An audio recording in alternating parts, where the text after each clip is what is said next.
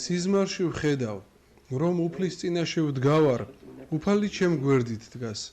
მას ოლარი უკეთია, ხოლო ოლარის ზემოდან მხრებზე ფართო ომოფორი აქვს შემოხვეული. ომოფორის ზემოდან კიდევ ერთი ოლარი უკეთია. მეუბნება, რატომ იბრძვი, როცა მორჩილება არ გაქვს? რატომ იბრძვი, როცა მორჩილება არ გაქვს? შემდეგ მეუბნება, თუ რაში მდგომარეობს ჩემი ურჩობა? სადაც კი იღუმენა დამნიშნავდნენ, გამუდმებით ვითხოვდი, რომ ამ მოვალეობისგან გავენთავისუფლებინე. ყოველი მოცემული მორჩილება დიდი სიყვარულით, გულმოდგინებითა და თავდადებით უნდა აღასრულო. და ყურადღება არ უნდა მიაქციო ბოროტებასა და შურს, რომელიც გარს ერტყმის მას და მის წინააღმდეგ იბრძვის. ხედავთ, რამდენად რთულია მორჩილება. ჩვენ ადამიანებს კი არ ვიმსახურებით არამედ ღმერთსა და წმინდა ეკლესიას.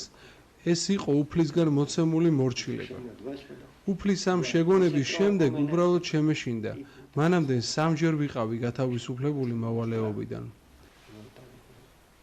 როდესაც ადამიანი ზედმეტად შორს მიდის, ღმერთი სიყვარულია, მრავალი რამის გამო მრავალჯერ შეუგონები ვარ. გმადლობ უფალო, ვფიქრობდი, ვინ ვარ მე, პატარა მატლი, რომ ღმერთი თავად შემაგონებს. დიდი სიფრთხილე გვმართებს ჩვენ საქმეებში. ღმერთი ყველგან მყოფია. იგი მართავს წმინდა ეკლესიას. იგი ნიშნავს და ათავისუფლებს მოვალეობებისგან. იგი აკურთხებს, მსახურებს და ყველაფერს თავად აღასრულებს. ჩვენ მხოლოდ იარაღები ვართ ღვთის ხელში, თუმცა ამას ვერ ვაცნობიერებთ და წინააღმდეგობას უწევთ.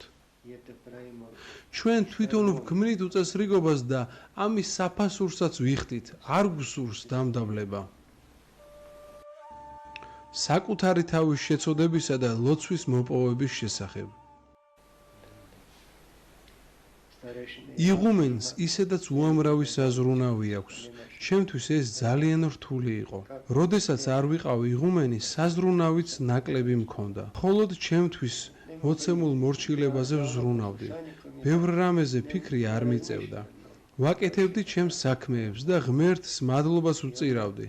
როცა ადამიანი ლოცვას იწყებს, წმინდა მამები ამბობენ, რომ ყველაზე რთული სწორედ ლოცვაა. მაგრამ როდესაც გულმოდგინე ხარ და საკუთარი თავის შეცოდებას დაძლევ, გული ლოცვის სიყვარულს იწყებს. მაშინ ლოცვისთვის დრო ყოველთვის ცოტა გეჩვენება. მუშაობ და ლოცვა შენში განუწყვეტლი მიმდინარეობს.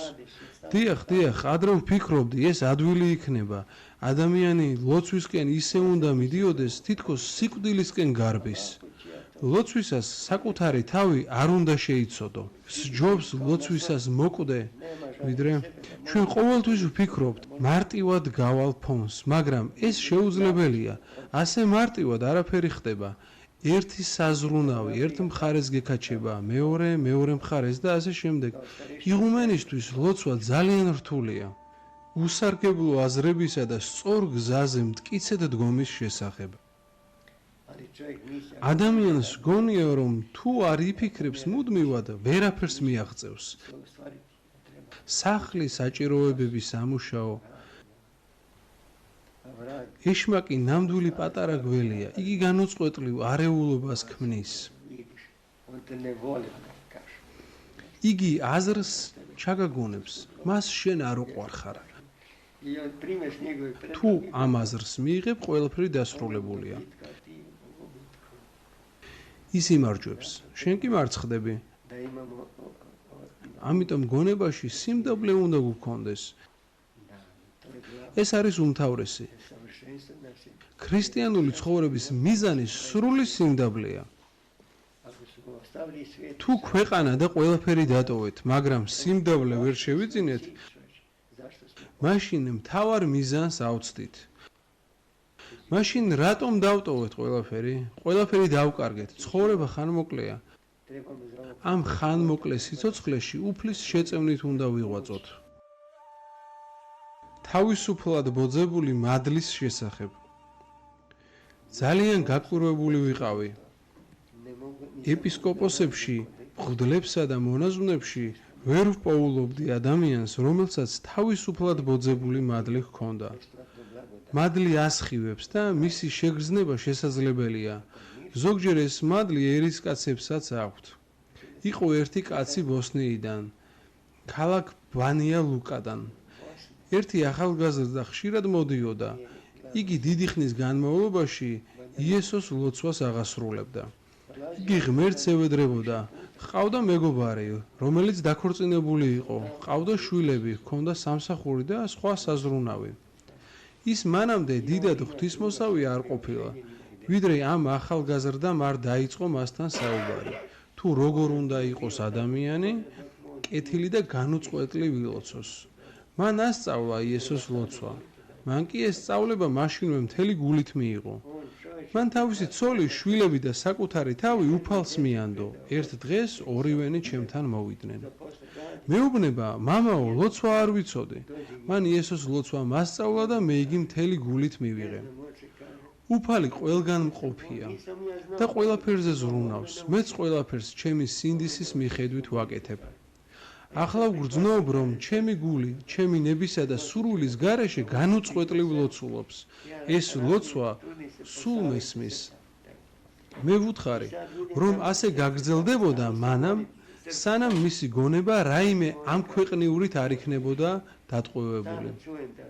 როგორც კი რაიმე ამ ქვეყნიურით დაგატყვევებს, მაშინვე იგრძნობ, რომ გული ლოცვას შეწყვეტს.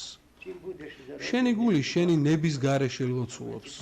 საუბრობ, მაგრამ გულის ლოცვა განუწყვეტლივ გესმის. როდესაც თავისუფლად ბოძებულ მადლს იღებ, მისი სიტყვებით აღწერა შეუძლებელია. მისი გაგება მხოლოდ იმას შეუძლია, ვისაც ეს მადლი თავად მიუღია. ადრე მეგონა, რომ წმინდა მამები, რომლებიც ამ მადლს იღებდნენ, მას სიცოცხლის ბოლომდე ინარჩუნებდნენ. მაგრამ როდესაც წმინდა მამების ნაშრომებს ჩაუღრმავდი, ვნახე, რომ ისინი გვასწავლიან, ადამიანი ამის იმედად არ უნდა იყოს. ამ მდგომარეობას მხოლოდ იშვიათი ადამიანები აღწევენ, მაგალითად, პავლე მოციქული, წმინდა მარიამ ეგვიპტელი და ის წმინდანები, რომლებმაც ცხოვრებაში ბევრი შესწოდეს.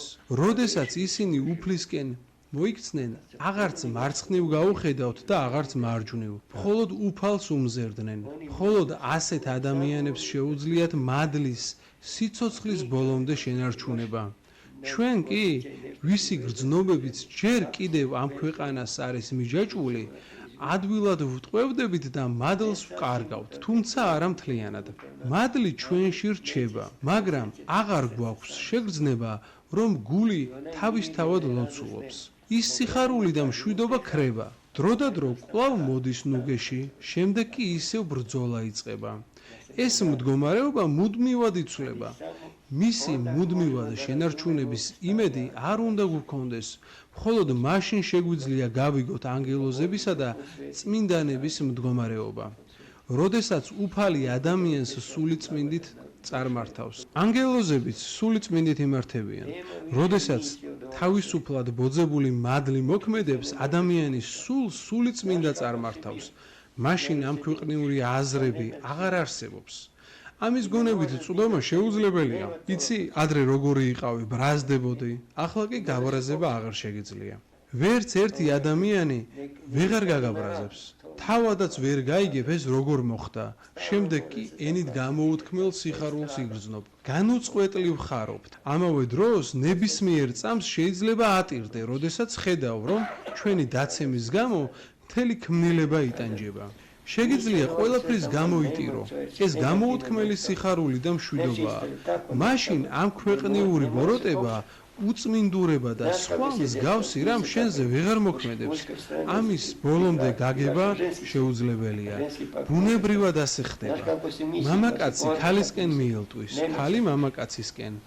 გონებაში კი აზრობრივი ბრძოლა მიმდინარეობს, მაგრამ ამ მდგომარეობაში ასეთი ბრძოლა საერთოდ აღარ არსებობს. რადგან სული წმინდით არის გარემოცული და მის მიერ იმართება, მასში აღარაფერია ბოროტი და უწმინდური.